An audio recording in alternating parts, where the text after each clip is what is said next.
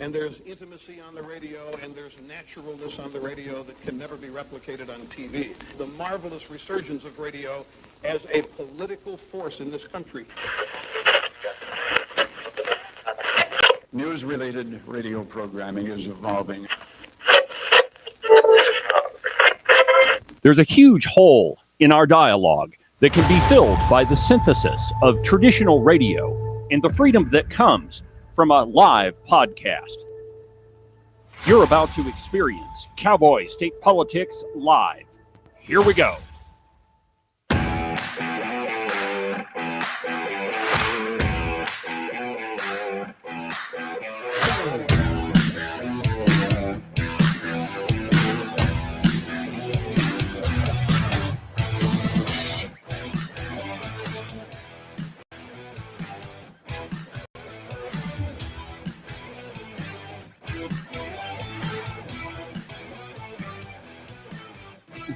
Good morning, my friends, and welcome to another incredible installment of Cowboy State Politics Live.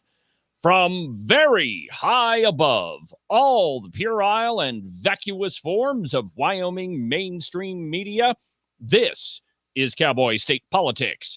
I, of course, am your illustrious host, David Iverson, firmly and permanently ensconced behind the silver Cowboy State Politics microphone and broadcasting to you from the base of the Bighorns at the Cowboy State Politics Studio in Sheridan, Wyoming.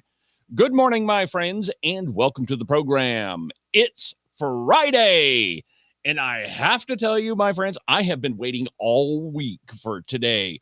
I finally concluded a great story that I brought you, I think it was on Monday. I can't wait to tell you about it. It is full of all sorts of intrigue, and it involves the Redcoats in the Wyoming legislature. What could possibly be better? Now, I just want to hit a couple of quick program notes before we get going this morning. On tomorrow's edition of the podcast, I've got a great interview with a guy named Joel Guggenmoss. He's running against Ember Oakley for the Wyoming House of Representatives. It's a great interview. I know that you're going to love it. And then on Monday, I have another interview with Jacob Wasserberger. Jacob Wasserberger is running for House District 11 down in Cheyenne. That's Jared Olson's old seat. And the guy he's running against is, I think his name is Seth Olmstead. But it's another great interview. We've got a lot of great conservative candidates that are running for office this year, and I'm really excited to bring you interviews with all of them. So you can catch those two on the podcast. Now, as far as the live stream goes and the simulcast to the Cowboy State Politics website, I will not have a live program on Monday because me and the lovely Christine are traveling south of Wyoming's very safe southern border, and we're going to Denver and watch my Texas Rangers beat the tar out of the Colorado Rockies. I think that one's, everybody knows that's happening. Last time I looked at the standings, actually I could look them up really quick. The Colorado Rockies were not in very good shape. In fact, they're really on having sort of a losing season, which is pretty normal for them. I used to be a Colorado Rockies fan until I realized that they had traded Nolan Arenado, and, I'm pretty much done. So right now, the Colorado Rockies, and perhaps this is your moment of baseball zen in the morning, zen, not zen. Anyway, the Rockies are 9-28, 9-28, as opposed to my Texas Rangers, who are 22-17. Now, I realize they're just a little bit above 500, but still 22 wins versus 8 wins. I cannot wait to see how many balls are jacked out of Coors Field, and the lovely Christine and I will be there to hopefully catch one of them. I got us great seats right next to the right field, right up next to the field, and we will be within shouting distance of Adolis Garcia. So I am ecstatic that we get to go down to Denver and watch this game. So that kind of gives you a heads up of what's happening over the weekend and following into Monday. So on the program today, if you remember, on Monday's edition of Cowboy State Politics Live, I brought you the story of Democratic House Representative Henry Cuellar. Now, he's being investigated for all sorts of bribery that he's been involved with, and all of it comes from the country of Azerbaijan. kind of a weird place. I mean, when you're thinking about government bribes, you don't think of Azerbaijan. I mean, you think of other countries, maybe Saudi Arabia or Iran or China or those countries, the big names. Azerbaijan doesn't even ring a bell. But I have to tell you, my friends, this one has a Wyoming connection to it. And as promised, I did dig up everything that happened with that. And I am ecstatic to talk to you about this. Anytime I get to pash on the Redcoats and it's absolutely truthful and documented, there's nothing better for me. So let's begin with Henry Cuellar. Now, most people don't even know who he is, and frankly, I'd like to forget him. He's one of those rotten Democrat redcoats that actually he's not a redcoat. He's just an evil Democrat. But anyway, this comes to us from Fox News. Texas Democratic Representative Henry Cuellar indicted by the Department of Justice on charges of taking $600,000 in bribes from Azerbaijan and the Mexico Bank. This is the story that I brought you on Monday, but let's just do a quick recap of it. Quote, the Justice Department announced Friday, that's last Friday, that Representative Henry Cuellar has been indicted over claims he took $600,000 in bribes between 2014. That date is important. 2014. Don't forget it because we're going to come back to it. And between 2014 and 2021, from an Azerbaijani oil and gas company and a Mexican bank. Cuellar and his wife Imelda were both charged and appeared in a Houston federal court for having allegedly participated in 2 schemes involving bribery, unlawful foreign influence, and money laundering, according to the Department of Justice. Prosecutors are saying that the Cuellars accepted bribes through shell companies owned by Imelda from Sokar, Azerbaijan's state-owned oil firm and a bank headquartered in Mexico City. Cuellar influenced U.S. foreign policy in favor of Azerbaijan. Remember that sentence. Now, let me repeat it for you. Cuellar influenced U.S. foreign policy in favor of Azerbaijan and agreed to influence legislative activity and to advise and pressure high-ranking United States executive branch officials regarding measures beneficial to the bank in Mexico. Both the congresswoman or the congressman and his wife, maybe he identifies as a woman, hard for us to say, were hit with 2 counts of conspiracy to commit bribery of a federal official, 2 counts of conspiracy to commit honest services wire fraud, 2 counts of violating the ban on public officials acting as agents of a foreign principal, 1 count of conspiracy to commit concealment money laundering, and 5 counts of money laundering. They each face a maximum penalty up to 204 years in federal prison, but actual sentences often fall well beneath that benchmark. All right, so there's Henry Cuellar. None of us really care about that guy, nor should we. We just hope that he goes to prison, as he rightfully deserves. But my friends, this has a very, very interesting Wyoming connection to it. And we have to go all the way back to 2014. Now, there were a number of people who were invited to go to Azerbaijan in 2000, I believe it was 13 and 14. And they all attended this little conference put on. They were treated like kings when they walked in there. And there were, I believe, let me look at the article. I believe there were 4 representatives from the state of Wyoming who attended. Now, let me quote to you from an article in BuzzFeed News. Now, I don't often quote from these people, but this is where I found it. And this article dates all the way back to June 2nd of 2014. Amazing that I found it, my friends. But, I am possessing of some mad research skills. And this one kind of caught my attention. So from 2014, BuzzFeed News, and I quote, Wyoming State Representative Dave Zwanitzer said he and 4 other Wyoming lawmakers were contacted in 2013 by the Julianist group, the Mosaic Foundation, which offered a free trip to Baku. And there's nothing free, my friends. And by the way, if somebody tells you they've got something for free, it's not free. You are the product.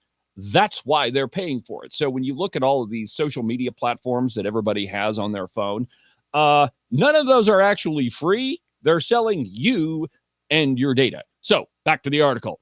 They were offered a free trip to Baku. And on the trip, he said, were, quote, 4 buses full of legislators from around the country. Zwanitzer said that though he personally was not directly encouraged to introduce a resolution, quote, I did get the impression from other legislators I talked to that they had been encouraged. He said that it was never clear to us who exactly was paying for the trip, which is a little disconcerting. So wait a minute. Dave Zwanitzer and 4 other Wyoming legislators hop on a plane and fly all the way to Azerbaijan, and they don't know who's paying for it.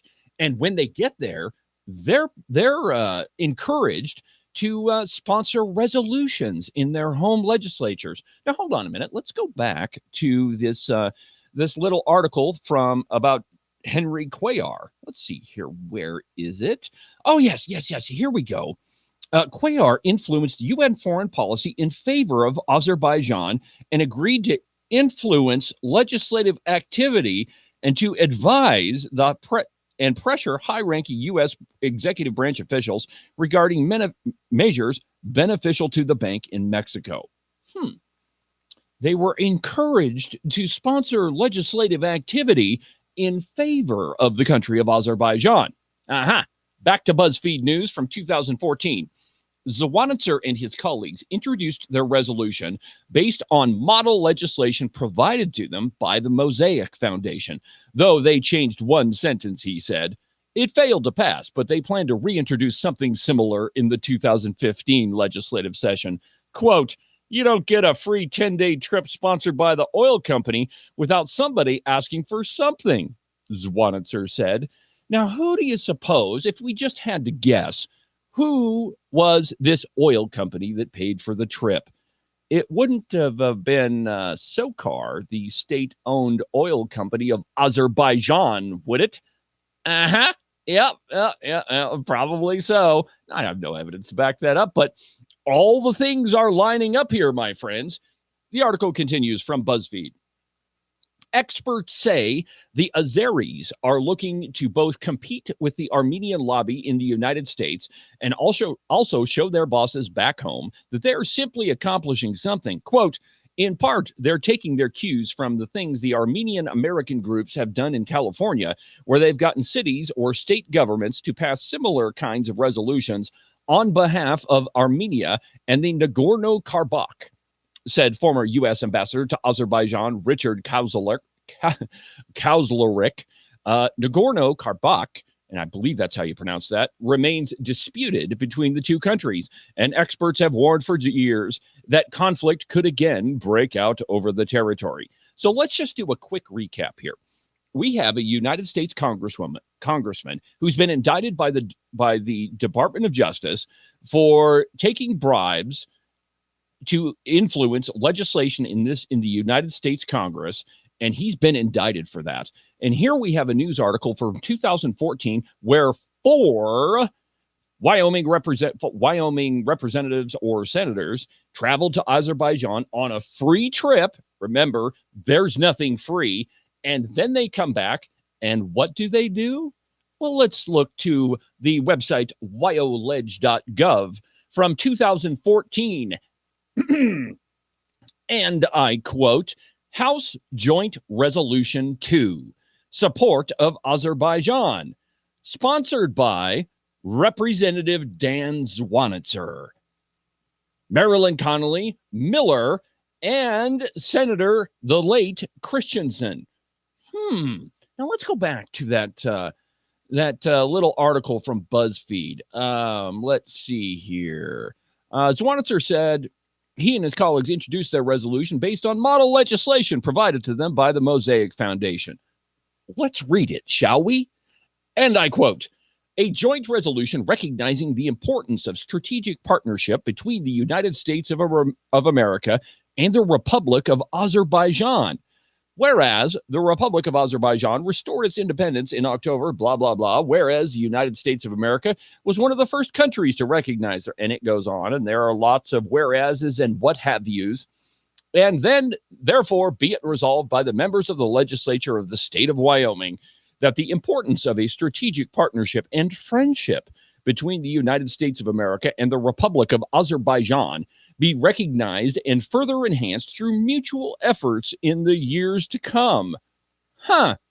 Now, that seems awfully interesting, if you ask me. 2 or 4 obscure members of the Wyoming legislature traveled to Azerbaijan on a free trip paid for by an oil company to influence legislative efforts, the same type of efforts that a United States congressman is now being indicted for. The only difference with Henry Cuellar is that we're able to prove that he took bribes to sponsor that legislation. Now, I'm not saying that any of our legislators, which, by the way, one of them is still in the House of Representatives. That's Representative Dave Zwanitzer. I'm not saying that anybody took any bribes, but a free trip halfway across the world might, I don't know, maybe that might constitute a bribe. I'm just saying, it's fascinating, my friends, that when you dig into this stuff, you see connections everywhere. And, the world is a very, very small place. And it's amazing the people that are involved together. I'm not saying Cuellar and Zwanitzer and Christensen and Kathy Connolly and all of those people were involved with Henry Cuellar. What I am saying, though, is that they were all involved with the same oil company, and that 4 of our representatives and senator took a trip to Azerbaijan. When they returned, they sponsored a piece of legislation in the Wyoming House of Representatives. Now, fortunately, that resolution failed. And this comes to us from an article in the Armenian Weekly from March 21st of 2014, reporting from Cheyenne. Now, the Armenian Weekly is reporting from Cheyenne. This is incredible.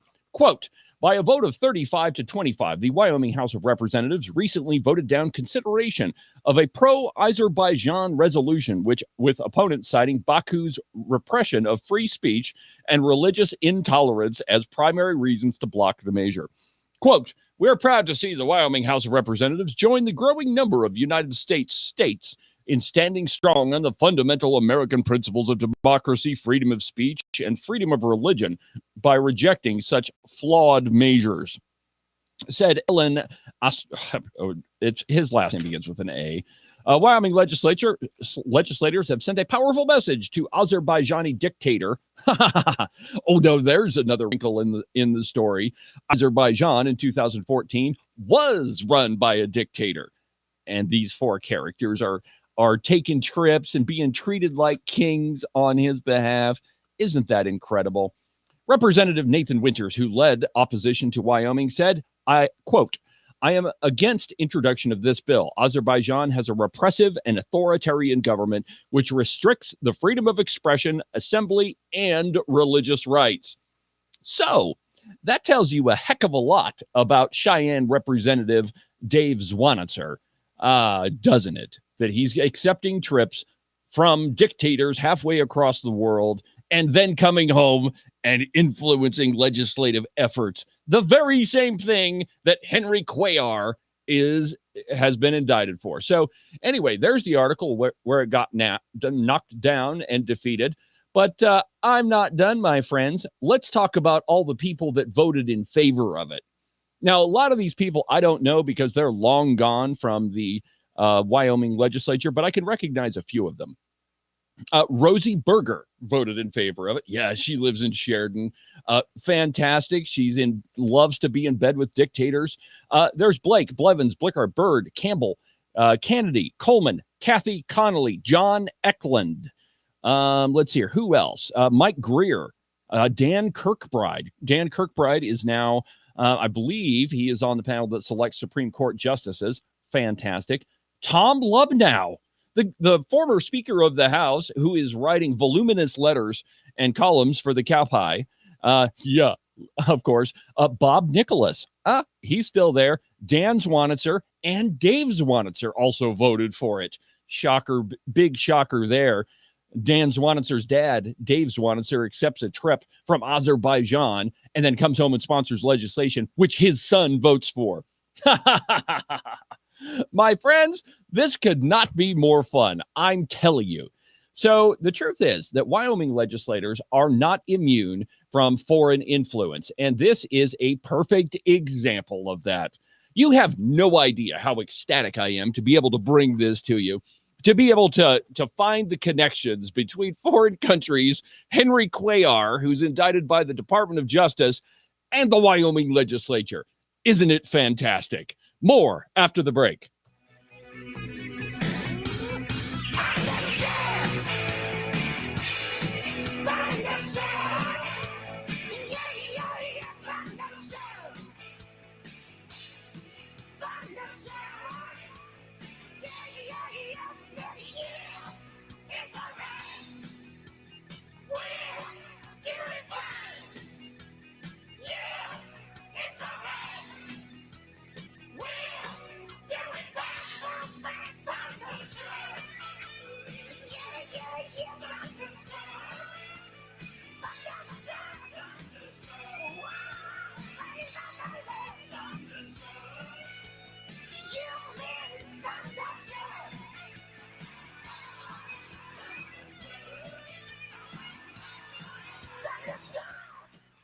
You can listen to Cowboy State Politics live every Monday through Friday at 9 a.m. on the Independence Network. You're not going to find a better source of news, entertainment, and commentary than on Cowboy State Politics Live.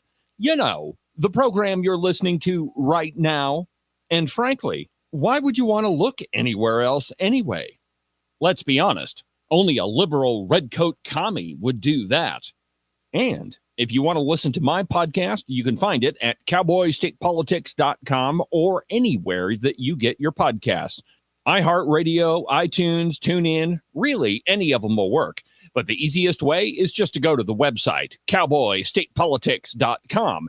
There you can find all of the shows, as well as any of the articles that I might bring up during the course of a program. If your name is Sleepy Joe Biden and you can't remember if you put socks on this morning or not, well, I can't really help you with that, but I can definitely tell you why you should have never ran for president of the United States.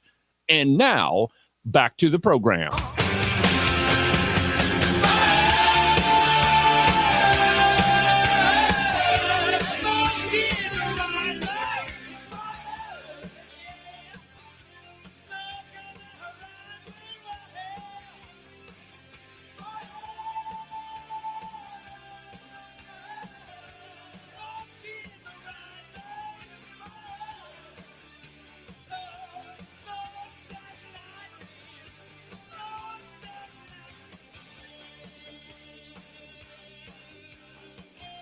Welcome back to the program. David Iverson, Cowboy State Politics Live on the Independence Network.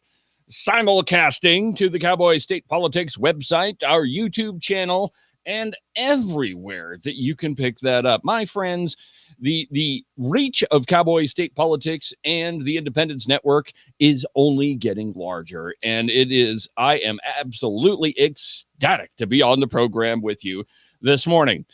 Now, according to the New York Post, and by the way, if you've missed today's episode, I strongly, if you're just now joining us, I strongly suggest you go back and listen to it. I'm going to publish this one on the podcast right after we're done today, so everybody can hear about Azerbaijan, the Zwanitsers, and free trips that they took. Anyway, so moving on. According to the New York Post, in Biden's 17-minute interview that he did with CNN, he was able to tell 15 lies in 17 minutes. They're absolutely incredible. And this is a little long, my friends, but I couldn't resist talking to you about this. It's absolutely fantastic. So he did give an interview with CNN. That's the one where he said the economy is great. And when I came into office, inflation was 9%.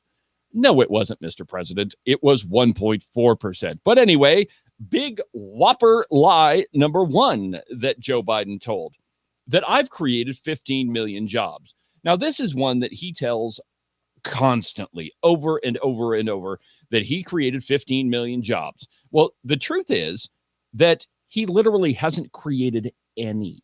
He came into office right in the middle of COVID. Now, there were a ton of people that lost their jobs, that were laid off, that were not going to work during COVID. And it literally took until July of 2022 for all of those jobs that were lost during COVID to return. So if you add them all up, literally, Joe Biden hasn't created any jobs. Big whopper number two. And he told this one during the interview also. Other than President Hoover, Trump is the only one to lose more jobs than he created. This one is also is a corollary of the first one. But the only reason that you can count up all those job losses during the Trump administration is because of COVID. The truth is, had it been a Democrat president, the results would have been the same. So again, this is something that Joe Biden can't take credit for. Lie number 3, and this is a direct quotation from Sleepy Joe Biden. I can't resist. True international under pressure. Quote, look at what he says he's going to do if he gets elected. Says he's going to do away with what I've done on Medicare, reducing the price of Medicare. There's no basis for this. And as Trump has said, he will never do anything to hurt or jeopardize Social Security or Medicare. This is an out-and-out bald-faced lie. Furthermore, Trump pursued the exact same executive orders to lower prescription drug prices as Joe Biden did. So this isn't unique to Joe Biden, and it's just another lie. Number 4, we have 1,000 billionaires in America. You know what their average federal tax is? 8.3%. Factcheck.org notes that the top 0.1% of earners with more than $4.4 million of cash in income pay an average of 25% in federal income and payroll taxes. It's not 8.3 that Joe Biden says. Lie number 5. We've already turned it around. Our economy is doing fantastic. Burnett quoted some of the tough figures on the economy, and Burnett was the one that was doing the interview, noting that the cost of buying a home had doubled and that, quote, real income, when you account for inflation, is actually down since you took office. Biden's response? Deny it all. No, that's not true. Lie number 6. The polling data has been all wrong about me. The truth is that Trump leads Biden in 7 swing states, according to an Emerson College poll released Tuesday. Every survey that says people are upset about the economy, every poll that puts Biden's approval rating at historic lows, they are all of them from dozens of different sources wrong. Are you telling me that all of these polls are absolutely wrong? Here's one of them. In Arizona, Trump leads Biden 44% to 40. In Georgia, Trump leads him 45 to 39. In Michigan, 43 to 42. In Nevada, 42 to 37. North Carolina, 46 to 37. Pennsylvania, 45 to 41. And Wisconsin, 45 to 40. This is just factually untrue. Lie number 7. There's corporate greed going on out there, and it's got to be dealt with. The truth is, my friends, that labor costs have increased for American businesses about 4.2% between 2023 and 2024. They increased an additional 5.1% from 2021 to 2022. So now we're up to 9.3% increases on labor and overhead costs. The costs of everything from supplies to shipping, rent, and taxes have gone up. Why, do you ask? Because of the huge amount of government money injected into the system, minimum wage increases by California and other states, and pent-up demand by consumers. How is Biden going to deal with all of this? Well, he's going to tell companies that they can't raise prices, and they can't do that to maintain their profit margins and keep their businesses afloat. Biden is going to price fix, and that's how he's going to handle all of this. Lie number 8. Inflation was 9% when I came into office. The truth is, this is the lie of the night, my friends. Biden continues to pretend that the United States was in terrible shape when he took office, when it was already on the rebound. Thanks to Trump's Warp Speed project, he vaccinated people quickly against COVID. Now, I don't agree with the vaccines. I don't think that Warp Speed was a good idea. As we now know, there are far more side effects to the vaccine than we were all told. But the truth is, when President Trump left office, inflation was a measly 1.4%. Then Biden went on his first year drunken sailor spending spree, and inflation skyrocketed. We'll talk about lies number 9 through 15 when we get back from the break. But first, an absolutely outrageous profit timeout.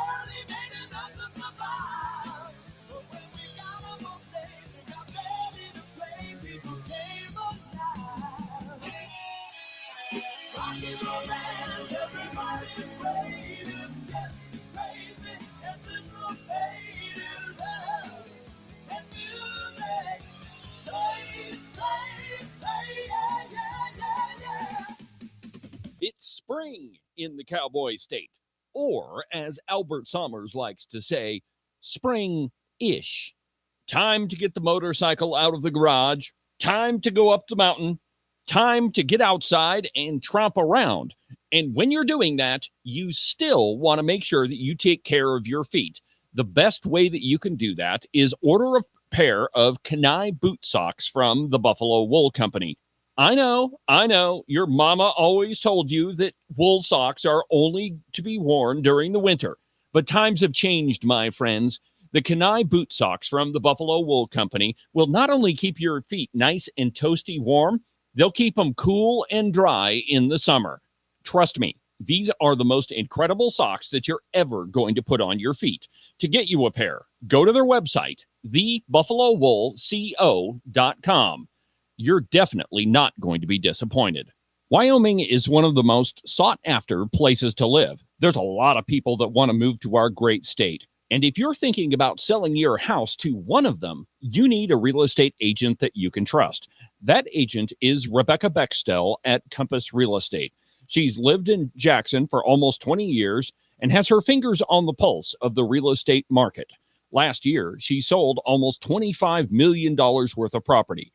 So if you're thinking of buying or selling, give Rebecca a call. Her phone number is 307-699-3519. I've never felt the freedom like I do. I feel stronger every day, don't you? Well, I can show you how. A new day, a new way. Watch out, I'm only gonna get stronger. A new day, a new way. Watch out, I'm only gonna get stronger. A new day, a new way. Watch out, I'm only gonna get stronger. A new day, a new way. Watch out, I'm only gonna get stronger. I've never felt the freedom like I do. I feel stronger every day. I'm only gonna get stronger.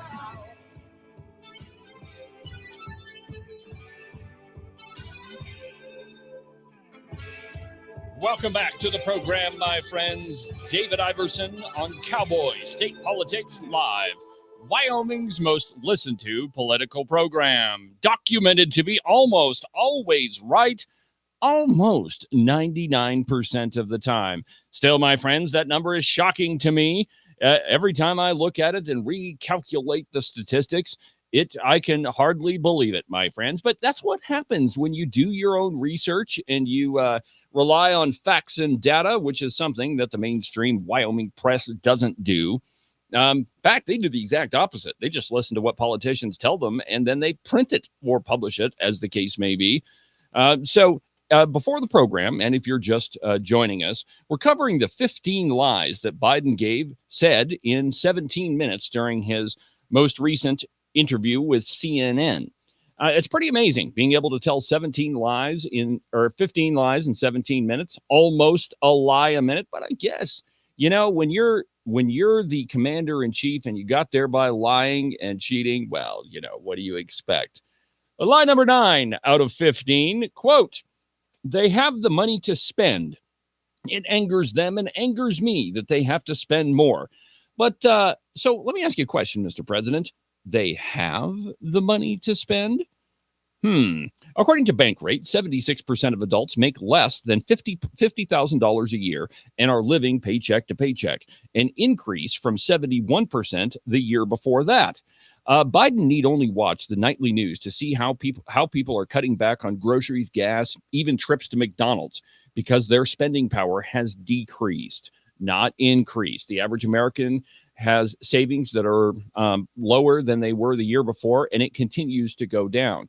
And part of that is due to inflation. Inflation is a hidden tax. It literally means, like, when inflation goes up, it literally means the value of your bank account goes down because the purchasing power of your dollar has decreased. So over the past year, some experts that I've read say that the value of your savings, the value of your dollar has decreased 15% in the last 2 years. Imagine that, 15% of your savings wiped away by inflation. That is the legacy of the Biden economy. And for him to stand up, or in this case, sit down and do an interview and claim the opposite is absolutely unconscionable. It surprises me how politicians are able to so easily lie about things that are easily disproven. And it's, again, Biden is an expert at it. He's been lying his entire career. And, he lied to get to the White House, and, he just continues. So, it's kind of hard to imagine for us, being largely pretty truthful people, that we could lie constantly and go to bed at night. But apparently Joe Biden is able to do that because, and it could be that, he doesn't really recognize that he's lying. But I find that really hard to believe, unless he's so off his rocker that he just reads what's put in front of him and, continues on. But that could very well be what he's doing. And so, think about it, right? This is the guy that says stuff like this. My dad used to say a job, Joey, I've given my word to a trade. A job's about a lot more than a paycheck. It's about your... Yeah. Just gibberish the whole way through. Or this. Through an international effort to pressure. So it's very possible that Joe Biden doesn't have any clue what he's talking about. And he never did. And, it's amazing. So let's continue on. Lie number 10. Civilians have been killed in Gaza as a consequence of those bombs and other ways in which we go after population center. First of all, it's libel to suggest that Israel is deliberately targeting population centers. They're not.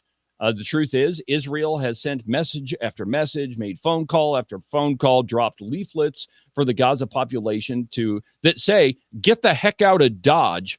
We're coming. There's no other nation on the face of the planet that does that. We did during World War II, but in the modern era, nations don't warn other people before they're going to attack. Israel does that, and they're not targeting population centers. It's absolutely untrue for Joe Biden to say that Israel is doing that.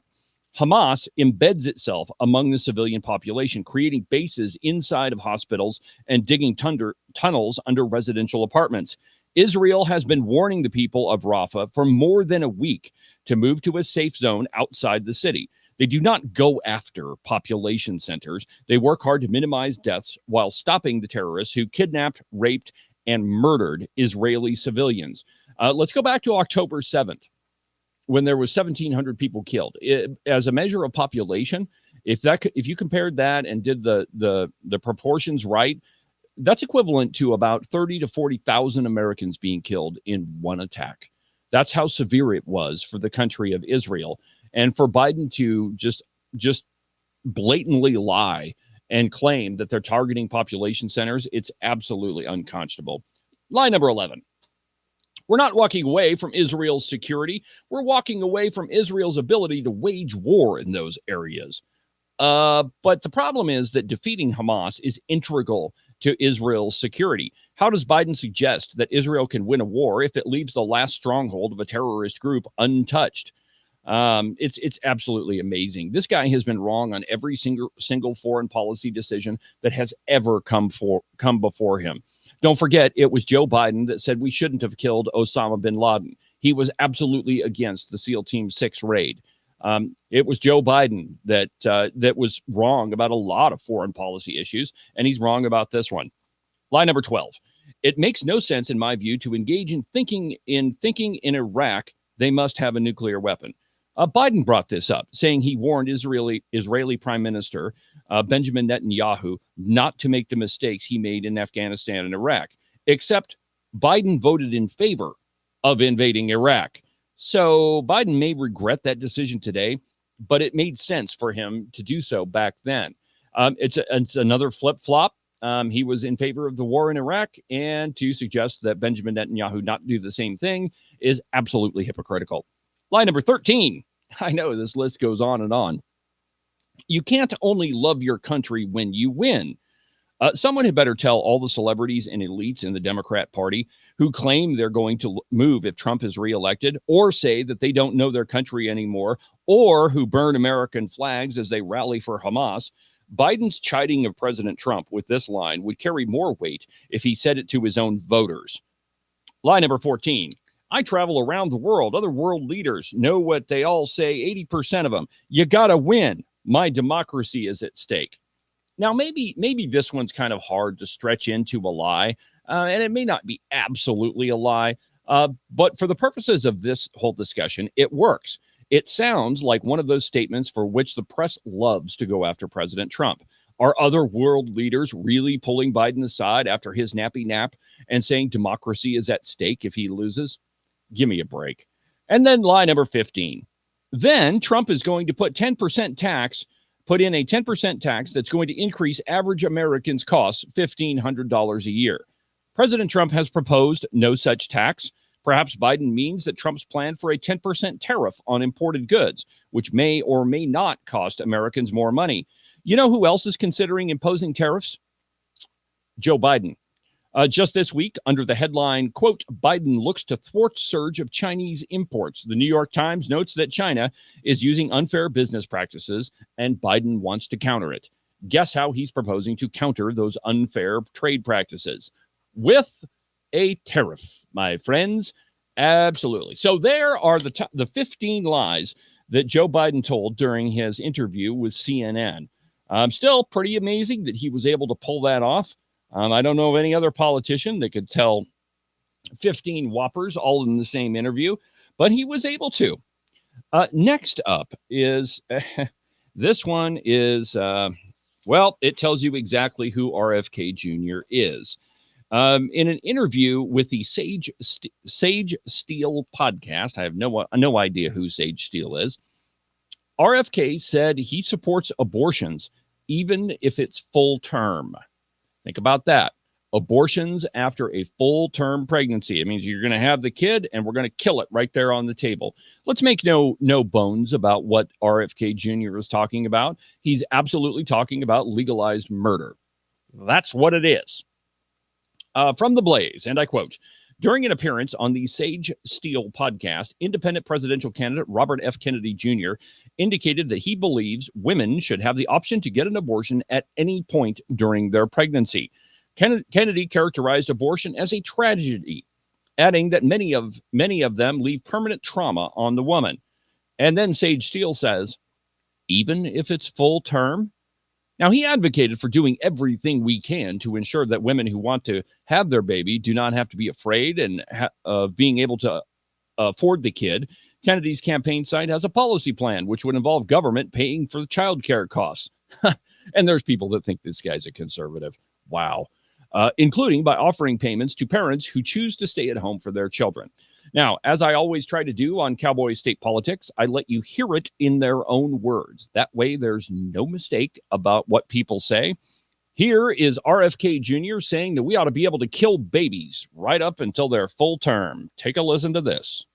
The state has a interest in protecting a fully formed fetus. I absolutely think that argument is very convincing. But again, I come down to the fact that I don't trust the state, and I think we need to trust the woman. And I don't think that that's a satisfactory outcome because there's always going to be instances where bad things happen. Yes, we can't prevent Either that. Either way, there's going to be bad things. But so in other words, keeping it as is with Roe versus Wade having been overturned and leaving it up to the states to determine if and when a woman can have an abortion? No, I wouldn't leave it to the states. You wouldn't, right? No, I would. You would say completely. It's up to the woman. My belief is we should leave it to the woman. We shouldn't have government involved. Even if it's full term. Even if it's full term. Okay, and I think that's what I. Well, that's enough of that, my friends. Abortion is murder. It always has been, and it always will be. And now you have a presidential candidate, Robert F. Kennedy Jr., saying that we should be able to kill babies right up until they're ready to pop out and meet this beautiful world. This is an absolutely shocking commentary on where we are as a culture, my friends, that we have moved from a place where abortion was banned There's absolutely no evidence that any of our founding fathers agreed with abortion. There's not a right to abortion in the Constitution, though even with Roe v. Wade, radical Democrats like Bill and Hillary Clinton said that abortion should be rare and it should be humane and it should be done safely. I don't agree with that. I think that all abortion is murder, that life begins at conception. And for someone to advocate that we should be able to kill babies, pretty much, well, he said up to full term, why not kill them when they're 12? They didn't turn out like you wanted. Let's just go ahead and get rid of them. We'll start over. That's how cold and calculating the left has become. And if you needed any evidence of where Robert F. Kennedy Jr. is on the political spectrum, there you have it, my friends. He is a radical left-wing activist. He always has been. And to even suggest that guy is someone that you should vote for, oh, boy, that's beyond me, my friends. Wow. Well, let's take a quick break after that, and then we'll get back to the program.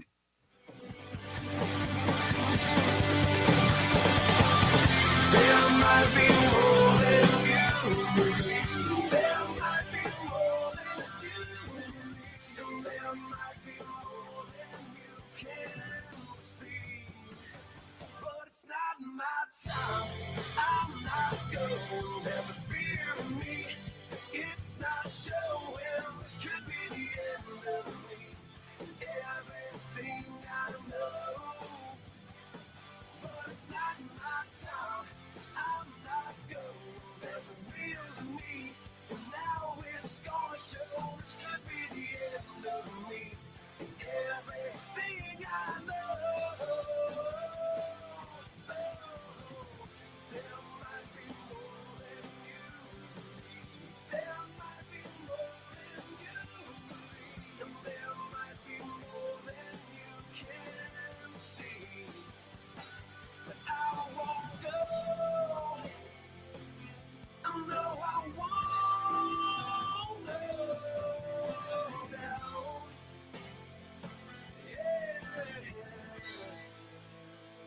You are listening to Cowboy State Politics Live on the Independence Network.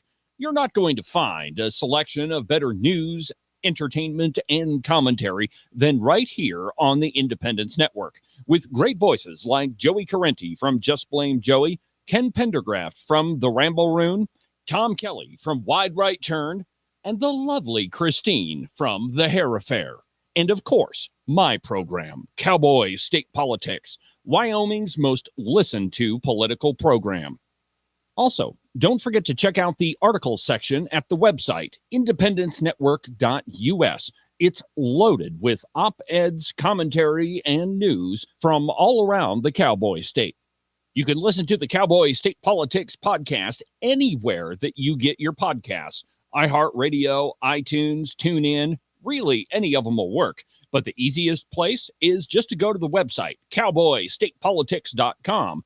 There you can find all of the shows, as well as any of the articles that I might bring up during the course of a program. That way, if your name is Joe Biden and you can't remember if you had your pudding today, well, I probably can't help you with that, but I can definitely tell you why you should have never ran for president.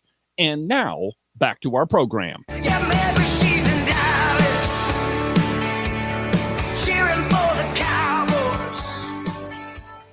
Maybe laying low down in Mexico. I know she loves sunshine. Yeah, maybe she's in Vegas, at a table dealing blackjack. Hey, if you wouldn't mind, see her out tonight. Tell her she's mine. Come on. Welcome back to the program. David Iverson cruising along through another busy broadcast day on the Independence Network. Capping off your week on a Friday morning, getting you ready for the weekend. Behind the silver Cowboy State Politics microphone, the most powerful voice in Wyoming politics. So I know before the break, that was a little black rain cloud that I had to drop on you, but I think it's important to know who we're dealing with in in politics. Who exactly are these people? Now, if you're just joining the program, right before the break, I played you some audio where RFK Jr. says we should allow abortions all the way up until their babies are full term. Absolutely shocking, but and by the way, that guy's voice just creeps me the heck out. He sounds like remember on Star Wars when the I don't know what it was, the person with the mask on had the little device and their voice came out all like this, all computery. Yeah, that's what his voice sounds like to me. Anyway, he's in favor of murdering babies all the way through, so I think we should just kind of discount him. So let's kind of talk about a more interesting topic, one that's a little sunnier perhaps. If you haven't seen it, Apple is out with a new iPad ad, and it is just weird. They have all of these things on an industrial press, and there's a piano, and there's a guitar, and there's a television, and an old-time radio, and all of the analog devices that have, in many ways, defined our culture. Now, all of us know, and all of us audiophiles know, that the best audio you're going to get is analog. If you go to my pal Ken Pendercraft's studio, his board in the studio is all analog because you get the best produced sound out of it. Well, in this ad, Apple is crushing all of these analog devices. And then when it's done, out pops an iPad. It's really creepy. Well, it's being slammed by just about everybody. An article from Breitbart News this morning. Hollywood slams the Apple iPad Pro commercial. The destruction of the human experience, courtesy of Silicon Valley. Apple's new commercial for the iPad Pro tablet is getting a big thumbs down from Hollywood creative types who were horrified by the spot's depiction of a giant industrial press crushing analog cultural items, including books, musical instruments, a record player, and physical toys. Once the press lifts, it's revealed that all of those items are magically compressed into a new iPad Pro. The commercial, titled Crush, is rubbing creative types the wrong way, with some suggesting the spot too accurately or cluelessly captures what tech giants like Apple are trying to do to creativity. That we are trying to homogenize, and this is me, homogenize all of our cultural items into one synthesized little electronic device. Now, I will admit that many of the things in the Cowboy State Politics studio are electronic. The board that my voice travels through the interwebs to you is electronic, but that's because it works easiest for podcasts. You know, the medium by which I broadcast this show is a podcast. It is digital media.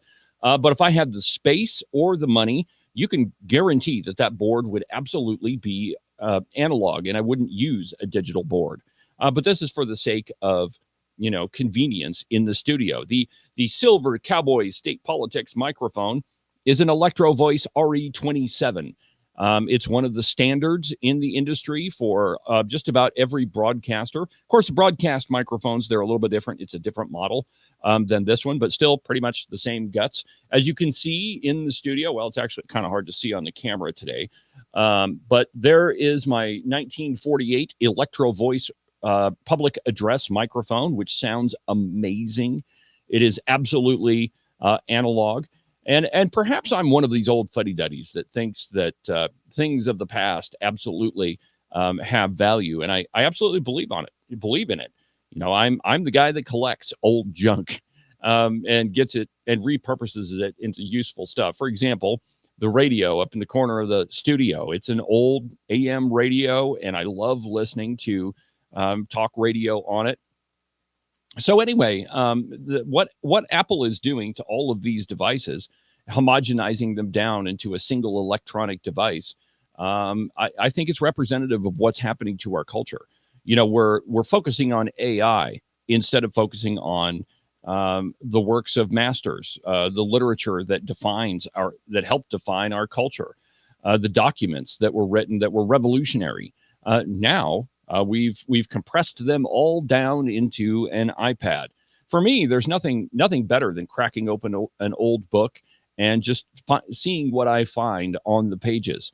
Though you can't see it in the studio yet, I have an extensive book collection, which I reference all of the time. But that's just me. I think that there's value in the past. And being a historian, I think there's a lot to be learned from the past. Notably, things that we probably shouldn't do in the future. If you want to know what's going to happen in what new generations are coming out with, well, all you got to do is look at the past. We have a lot of people that are in favor of socialism, tax the rich, all of that. Well, that's happened before in history, and it always turned out bad. So if you want to know what your future is going to look like, look at the past. The past is always prologue, my friends. Now, there's a lot of people that aren't in favor of this whole new ad by Apple, and I just want to give you some perspective here. For the second year in a row, and I love to see this because I love vinyl records too, but for the second year in a row, vinyl records have outsold CDs for the second year running.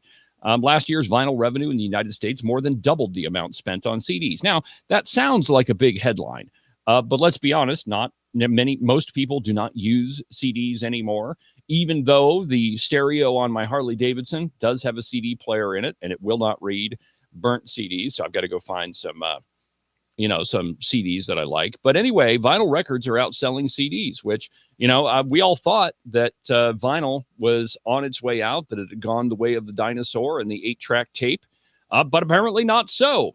According to the website The Verge, people bought 43 million vinyl records last year, according to the Recording Industry of America. That's 6 million more than the number of CDs sold in 2023, marking the second time since 1987 that's happened, and reflecting a steady 17-year running growth of vinyl sales. Vinyl, which tends to be pricier than the new format, also far outstripped CDs in actual money made, raking in $1.4 billion compared to $537 million from CDs.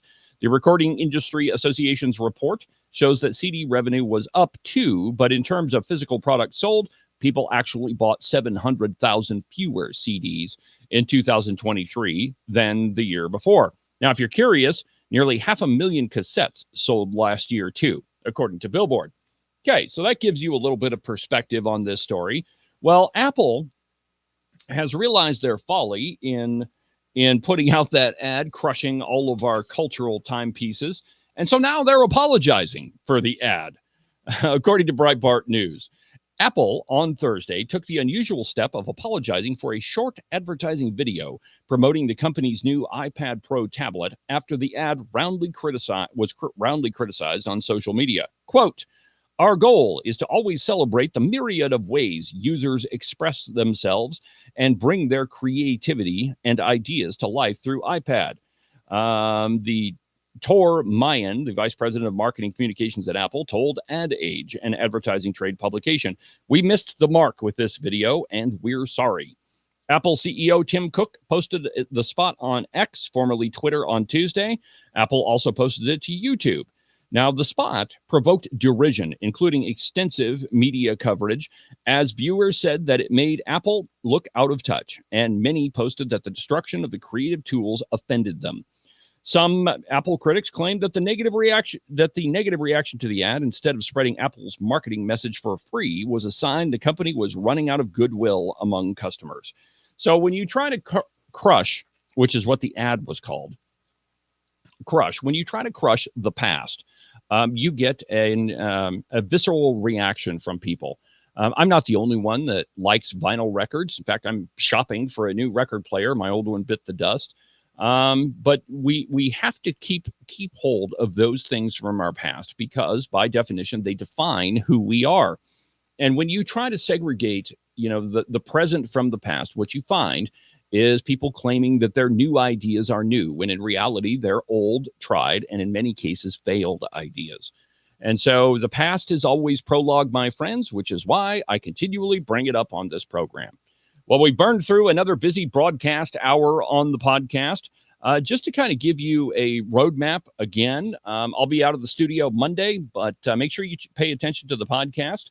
I've got 2 great interviews coming up with candidates for the House of Representatives, so you don't want to miss those. Look for Cowboy State Politics anywhere you get your podcasts or at cowboystatepolitics.com.